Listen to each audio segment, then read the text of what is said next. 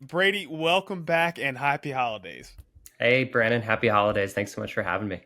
Of course, now it's been a few weeks. We've had a lot going on in the DeFi world. What do you have for us? Yeah, so let's jump into some metrics here. I'm going to share my screen real quick. So, using the same template as we had last time, jumping into DeFi TVL. So, we're seeing a little bit of a pullback right now. TVL in terms of US dollar value has dropped a little bit, 12%. That's pretty standard and expected, I believe. So, we're sitting at about 308 million in TVL, and that does include liquid staking with HBAR as well.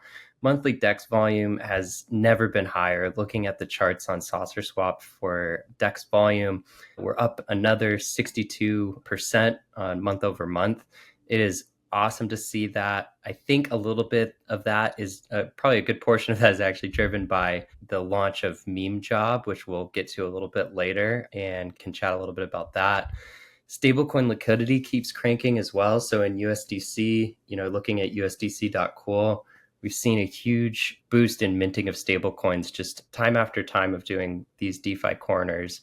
Again, since the last time that we presented, up 43.06 million in stablecoin liquidity in USDC. And again, that's reflected as well in stablecoin TVL. Not as much stablecoin TVL in terms of the increase, but we are still seeing a healthy increase in that. And that's across decentralized exchanges and lending protocols. And my hope is that with all of the minting, there's just maybe a little bit of a delay in terms of seeing that being contributed to the DeFi ecosystem in terms of TVL. So we'll see over the next month or so. Excited to sort of watch how that progresses. I'm also curious too, as a side note with regards to TVL on USDC, is sustainability in this after the bull cycle. So we're in the midst of a bull cycle right now, hopefully the very beginnings of it.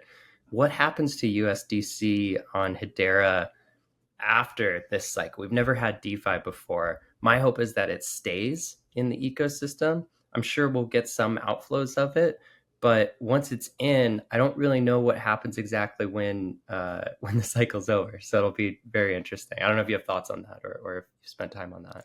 Well, I think in general, things are just sticky. It doesn't matter if it's price going up. Yeah, we still might come down 90%, but you want to get to that higher level. So prices are Yeah. sticky that way. I think liquidity is going to be the same way. Once you have inflows, some might flow out, like you said, but in general, you want to get to that higher watermark so that you're better off in the bear market, like you're discussing. Totally. Yeah. Yeah, and I think we'll start to see obviously more on off ramps come on board, bridging come on board, and other things. So with regards to USDC, and when things do start to eventually slope down, whether or not people are leaving with USDC or staying, and the USDC stays in the ecosystem. So I'm excited to see that. Token projects circulating supply market cap. So that's the fungible tokens that are listed in SaucerSwap through NFT analytics multiplied by their token price. And so we did see a huge drop in token project circulating supply market cap. I haven't figured out exactly what that drop is from. My guess is it's related to something in the analytics tool itself where there's maybe larger variable rates than we expected. So I'm going to do some investigation on that. I wanted to report on it relative to last time and just give what I'm seeing. But there's some interesting aspects of that I need to dig into a little bit more. But figured I would, just report back what I'm seeing in the metrics. Yeah, we'll take a little bit closer look at it once we get to the new year. Yeah, definitely. NFT ecosystem market cap. So we did see a little bit of a drop. We're at 118 million. And then 30-day NFT ecosystem sales volume dropped as well. I think the NFT ecosystem typically reflects like post the DeFi ecosystem. A lot of times when you see a huge influx in DeFi, that gets reflected in the NFT ecosystem. And we've seen that kind of across the entire Web3 space, depending on what network ecosystem you're looking at. So that seems kind of expected, but it definitely is a larger drop than I thought there would be. Liquid staking on HBAR has gone up. We're sitting at about 5.65%. And then the native staking APY is still sitting around 0.10%. And those are the latest metrics. One thing with the native staking, and we'll get to it here in a little bit, with the announcement of the Hedera Foundation, we've been getting all kinds of questions around native staking. Of course, we don't know what's going to happen, but I think the focus that Charles has on retail, when we do get to that discussion point here, that might bode well for staking here in a couple weeks. Yeah, definitely excited to talk about that topic that's coming up. There's a lot to unpack there for sure. So why don't we just jump into the highlights you have for this week on DeFi? Totally. So, kicking it off with some Bonzo Finance updates. Borrowing has officially gone live. The way that we're approaching rolling out borrowing with Bonzo Finance is sort of a methodical, maybe more slow process just at first, get people starting borrowing, understanding how it works, setting risk parameters in a way that are maybe more safe. And then over the next month and a couple months, lifting those parameters to allow people to kind of go demon mode if they so please. But at first, just wanting to keep things pretty safe. So, assets that can be collateralized right now are HBAR, HBARX, USDC, Sauce, and XSauce. That means you can borrow against those assets. And then you can borrow the 10 assets that are supported by Bonzo Finance, including tokens like Karate and PAC, Dovu, Headstarter, et cetera. So the borrowing rate that we're seeing is about 4.42 million borrowed, and it's about a 29.47 million TVL. All right, Brady. So I had my first experience with borrowing. I borrowed some karate. I borrowed a few million for Karate Combat 51. It was a smooth experience. Everything went really well. The only issue that I had was I wanted to borrow more and I didn't have the ability. It was capped. Can you just explain that real quick? Yeah, it was really interesting to watch. And this is actually something that I'm looking to write sort of a data-driven blog posting about with regards to how the karate event went. The karate asset is a very unique asset in that its utility is event-driven. So every time Karate Combat hosts one of these fights, starting 48 hours prior to the event, has to deposit their karate for the snapshot to take place, where they can then use those tokens that have been snapshotted to be able to bet on fighters. And what happened with the karate pool in Bonzo Finance is very expected. Like our hypotheses of what would happen did come true. Essentially, what happened is folks withdraw karate from the pool because they want to use it to be able to bet on fighters for the event. And at the same time, people also borrowed karate.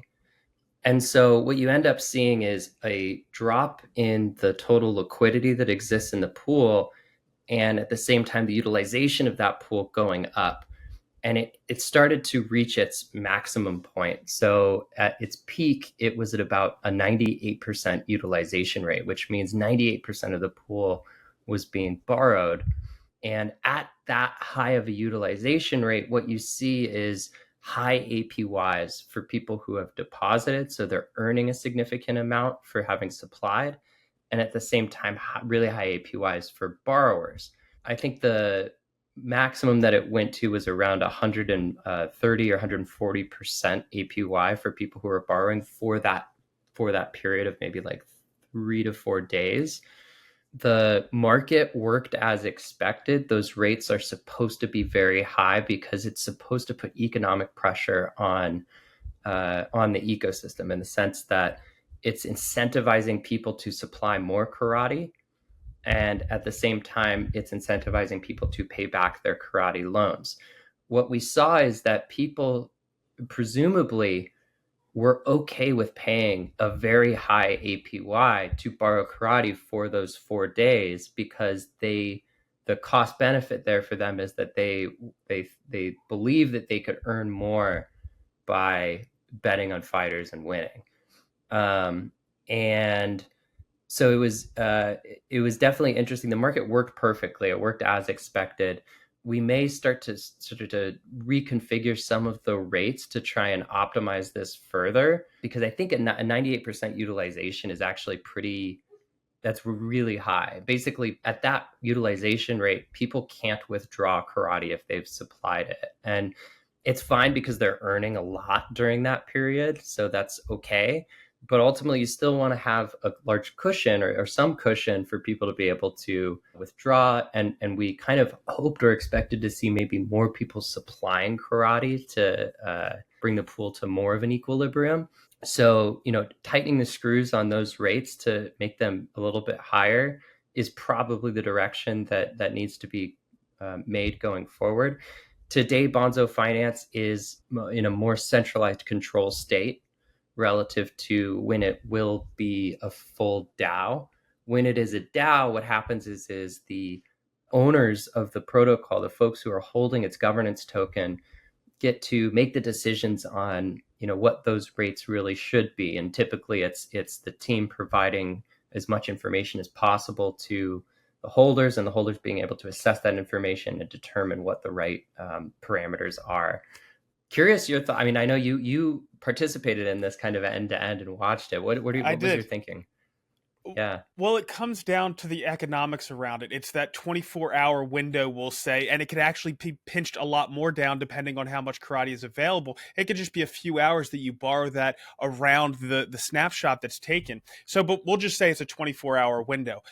During the karate combat event, I earned over 2% just for that one event. So if you multiply that out over, an entire year, you're talking about, compared to the APR that you're borrowing at, you're talking about being better off playing the up only gaming up to over 600%, 700%, close to 800%, depending on how well you do in up only gaming. So it does make sense to borrow that karate, even if you're paying 100, 150, 200%.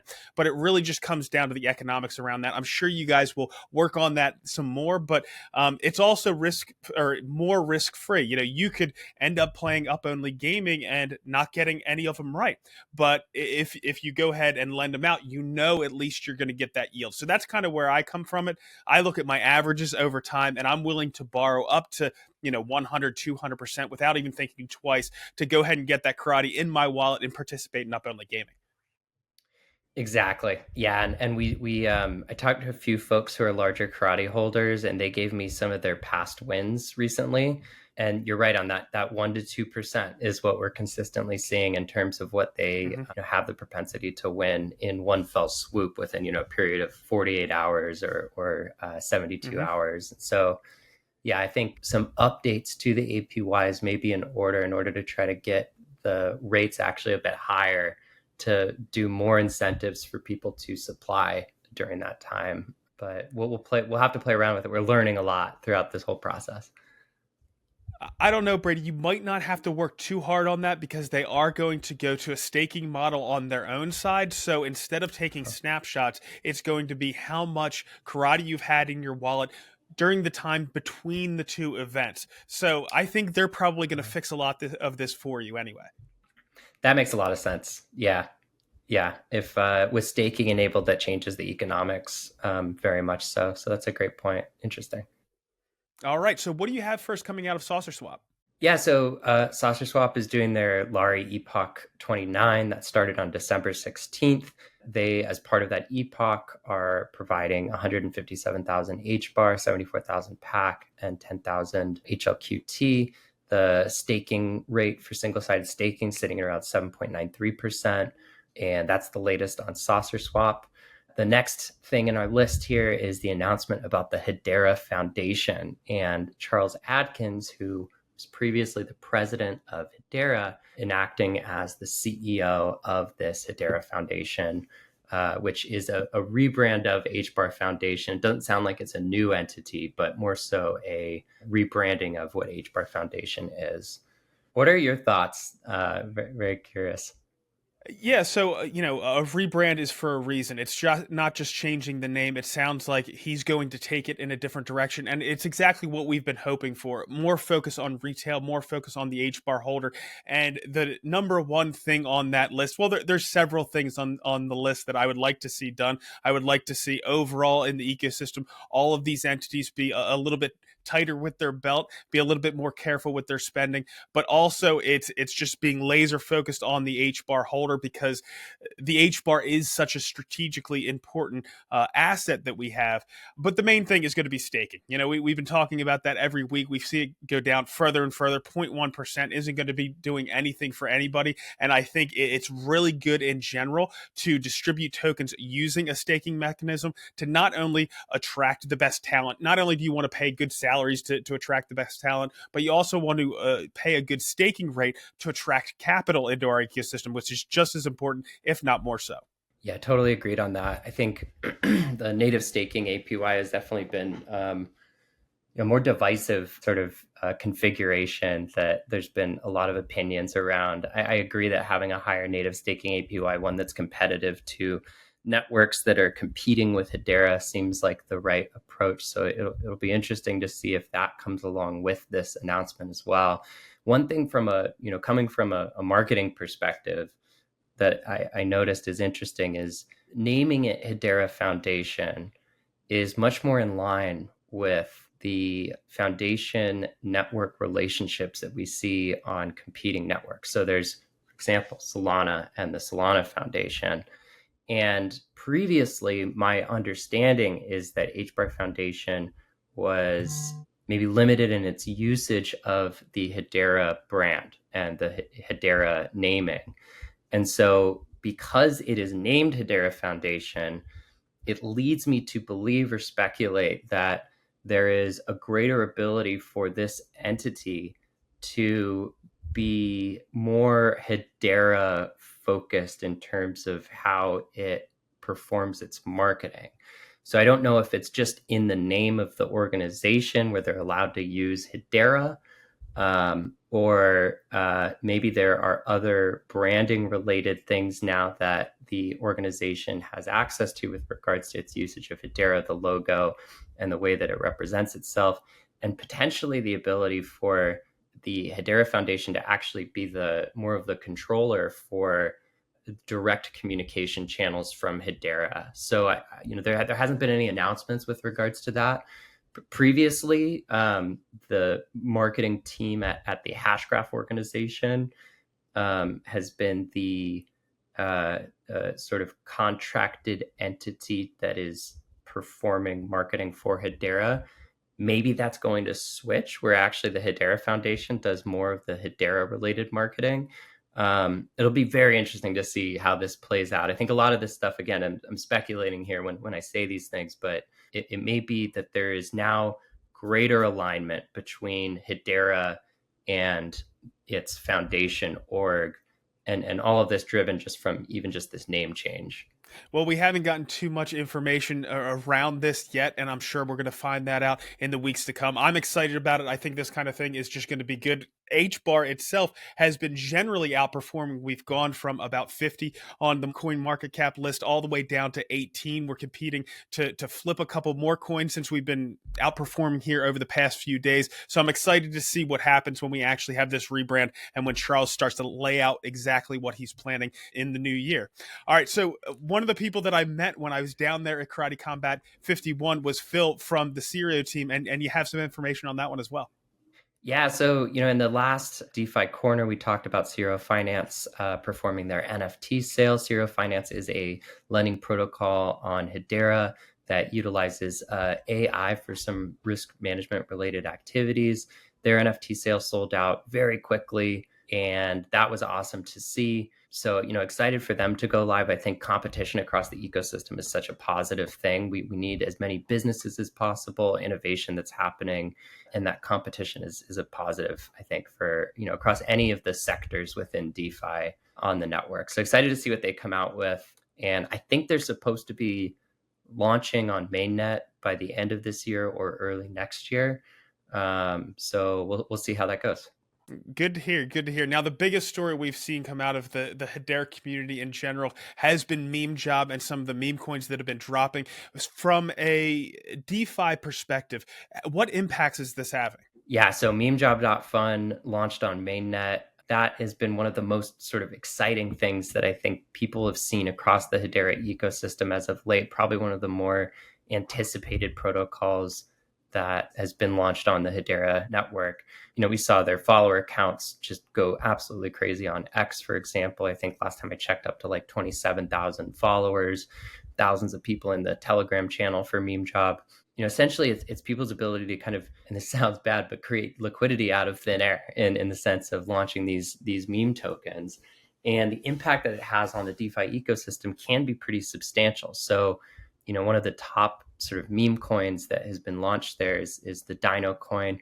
And it's sitting at multiple millions in market cap already. And then there's a number of meme coins below that have followed. This increases the DeFi TVL of the network. Essentially, there's what's called a bonding curve that Memejob follows for each token that is created, whereby if people start to buy enough of it and it reaches the apex of the bonding curve, a pool in SaucerSwap is automatically created. And when that pool is created, then people are able to buy and sell that token within SaucerSwap. So again, impact on TVL is big. Monthly DEX volume, it's going to have an impact there, as well as people start to buy and sell these tokens within SaucerSwap after they've been launched there. I also think it's going to have an impact on stablecoin utilization too. So in people exiting out of meme coins, needing USDC liquidity as part of that, as like sort of a safe haven to exit to. So overall, key health metrics, TVL, DEX volume, stablecoin utilization, I see this as being potentially a big impact. And we're sort of just seeing the beginnings of this today. So, really excited about everything that they're doing and the excitement from the ecosystem, honestly. I've even seen posts from a number of people saying that they've onboarded users from Solana and other ecosystems into Hedera just because of Memejob. And I think it's an amazing entry point to bring new retail users into the ecosystem. The hope would be that they come for the memes, but stay for all of the other amazing products, businesses, protocols that exist in the network, and they get onboarded into Hedera and start participating more broadly across. So overall, just super excited about this project in general. Well, talking to Jake when we were talking about Grelf way back in the day, he was saying that that's what he was trying to do. He was trying to get people in with Grelf, and then they get exposed to all the other great utility projects that we have built on Hedera, or entertainment or consumer engagement. It's just, getting your foot in the door. Now, one of the things that I've said before is getting involved with a meme is putting money into a community to get skin in the game, to then be entertained by everything else that's going on. You need that skin in the game to be more excited about it. Kind of like what we see with Karate Combat. Once you have that skin in the game, you get that much more excited to be engaged with whatever that community is. And that's what I'm excited about. But I do see the impact here happening within DeFi. I mean, right now we have, I think, the total value locked on the Dino. We'll use that as an example now. I'm going to cover more of the other meme coins in time to come, but since Dino is the biggest one, I think they have about a $500,000 of total value locked. But the actual volume that we're seeing is even higher than that every single day. So right now, the APY, the return that you can get for providing liquidity between that HBAR and Dino pair, is well over 300%. It was over 400% at one point. So that's going to get people excited and get people engaged. And that's even before there's real farms involved here. And I know there's people with Dino that want to supply more rewards. So it's just getting that additional excitement around a new thing that's happening on Hedera. Absolutely. Yeah. So excited for it. And, yeah, bringing new users in. I mean, it's an amazing sort of distribution model, I think, and that's one thing that I think the Hedera ecosystem has struggled a little bit with optimizing is distribution. At the end of the day, that is one of the most important things when it comes to any product, honestly, even outside of the Web3 space, is how do you create amazing distribution models that bring users in. Memejob seems like one of those distribution models. Karate Combat is another great distribution model. So hopefully we find more of these distribution models and figure out how to tweak them to optimize the onboarding of users from other networks, other ecosystems, and even just people who are new to Web3 in general. Well, Brady, well covered, well said. Thank you for jumping on here again today. Exciting things happening. Things are starting to heat up. Again, happy holidays, and we'll see you in a few weeks. Excellent. Sounds great. Thanks so much, Brandon. Since recording with Brady, HBAR has continued to outperform, with HBAR up over 20% in the past 24 hours, which is good to make HBAR a top 5 performer today. This has also allowed HBAR to flip Polkadot and Stellar, a couple tokens I've had my eye on for some time. Along with what might come from Charles and the Hedera Foundation, Hedera generally has very positive catalysts in the new year, including things coming out of Davos and council member additions. So if this bull run continues, HBAR could be well placed to be one of the biggest stories in the much anticipated altcoin season. And of course, this could give all you HBAR something to talk about around the Christmas dinner table. In the near term, 40 cents is a key level, so if HBAR continues this run, that'll be the level to watch. Exciting times to be in the ecosystem for sure, so happy holidays to all you HBAR out there.